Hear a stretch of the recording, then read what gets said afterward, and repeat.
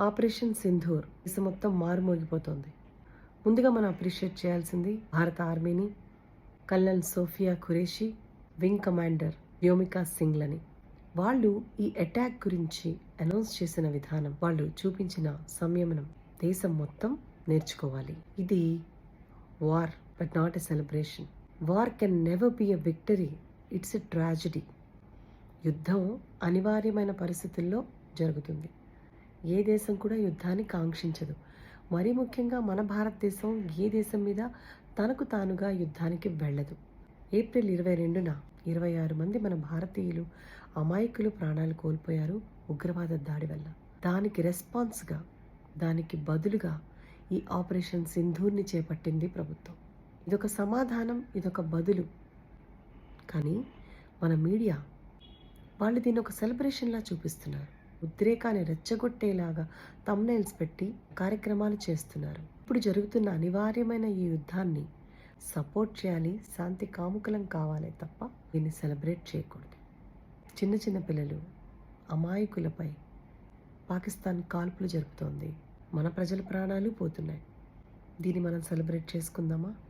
బార్డర్లో జరుగుతున్న యుద్ధం ఈరోజు రేపు అంతం కావచ్చు. ఈ ఉగ్రవాదం కూడా మరికొంతకాలానికి అంతం కావచ్చేమో.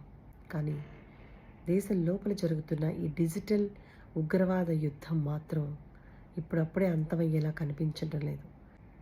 మన 26 మంది భారత మహిళలు తమ సింధూరాలను కోల్పోయిన కారణంగా ఈ ఆపరేషన్కి సింధూర్ అని పేరు పెట్టడం జరిగింది. ఏ ఉగ్రవాదులైతే మన మహిళల సింధూరాల్ని చెరిపేశారో వాళ్ళని చెరపట్టిన రోజు, వాళ్ళని మనం పట్టుకుని చంపగలిగిన రోజే నిజమైన ఆపరేషన్ సింధూర్. ఉగ్రవాదిని అంతం చేస్తే ఉగ్రవాదం అంతం కాదు.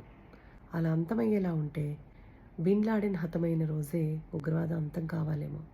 ప్రపంచ దేశాలన్నీ కలిసి ఉగ్రవాదాన్ని కూకటి వేళ్లతో పెకిలించే ప్రయత్నం చేయాలి. ఇలా కేవలం ఉగ్రవాదుల్ని చంపుకుంటూ పోయినంత మాత్రాన ఎప్పటికీ ఉగ్రవాదం అంతం కాదు.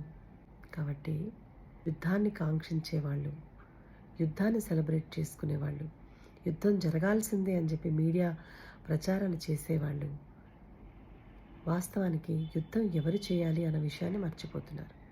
మన సైనికులు. ప్రాణాలు అర్పించాల్సింది ఎవరు? మన సైనికులు. సో సంయమనంగా ఉండండి. భారత ప్రభుత్వాన్ని, భారత ఆర్మీని సపోర్ట్ చేయండి.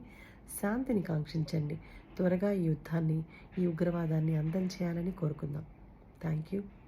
జై భారత్, జై హింద్.